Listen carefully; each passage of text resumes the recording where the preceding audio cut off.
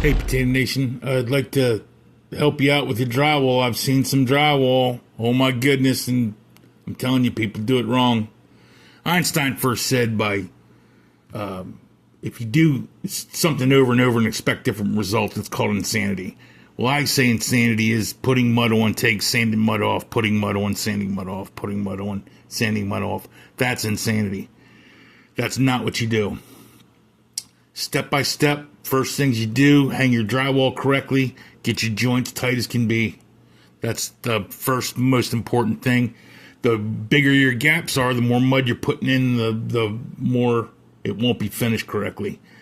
Run your drywall sheets left to right, not up and down. If you have to ask me why, then don't do drywall. Next is tape. Use paper tape. Don't use the mesh because the mesh is not designed for joints. It's for patching holes. So do not use that mesh crap.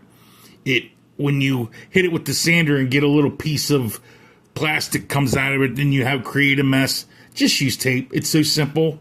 Look how easy it is to put on. Super simple. Use the correct tool.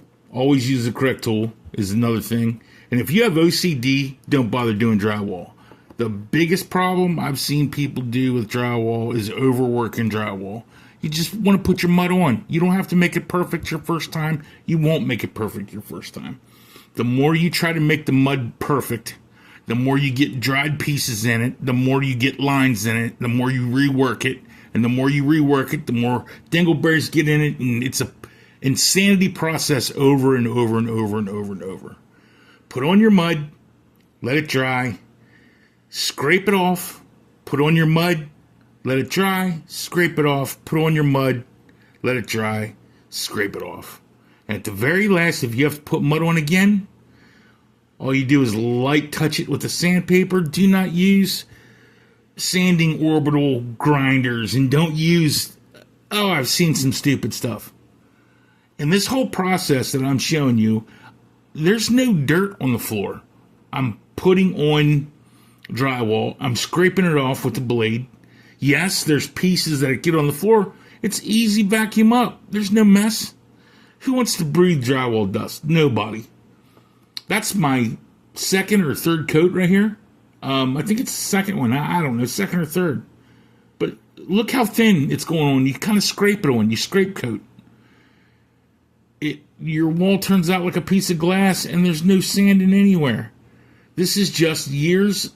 I was taught drywall the incorrect way. It took me years to figure out how to do it the correct way. How some people teach others to do drywall, it's just incorrect. There's no reason for it to be such a headache, such a pain.